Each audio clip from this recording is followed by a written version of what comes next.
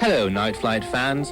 Tonight I'm going to tell you a tale so magnificent, so breathtaking in its inspirational scope, it could very well change the way in which you not only digest the world around you, but your very own sense of self. So bear witness, my wee cathode tube attics, to the tale of one Harold, who for our purposes we shall simply call Harold.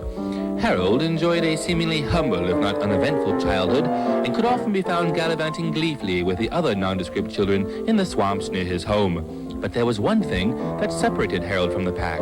Harold was a genius. And it wasn't long before Harold did what all good geniuses do. He traded in the mothering comforts of the swamp for the irresistible allure of career opportunity.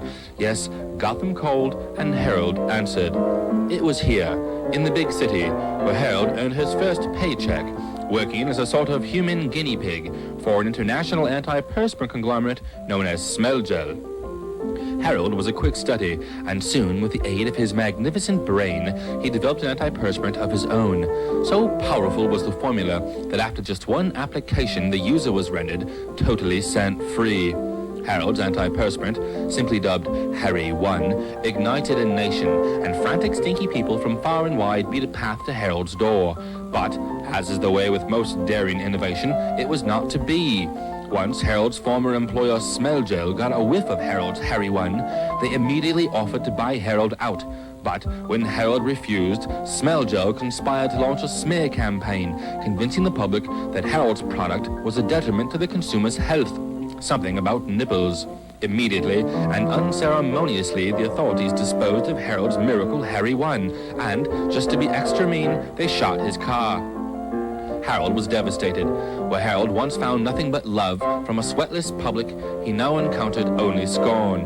This made Harold very bitter. He decided to drop out of proper society altogether. Yes, that's right, Harold had crossed over to the dark side. It was there, in the netherworld of the soul, he found refuge in a shameless orgy of alternative living.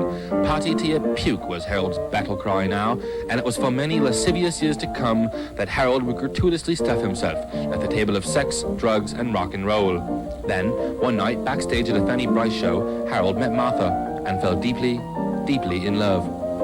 Martha, an educated society girl, struck Harold as being very classy, and he knew the only way he could hope to win her hand was to get himself back on the straight and narrow. So Harold gave up the party life and weaned himself off drugs by putting little bits of Quaaludes in his cocoa. It wasn't long before he felt fit as a fiddle and became Charles Lindbergh, the famous aviator who flew from New York to Paris across the Atlantic in a plane he affectionately named the Spirit of St. Louis. And when Harold was done being Charles Lindbergh, he became extremely fat. Well, I hope you've learned something. I think the moral to this tale is clear to all of us. Enjoy the rest of the program.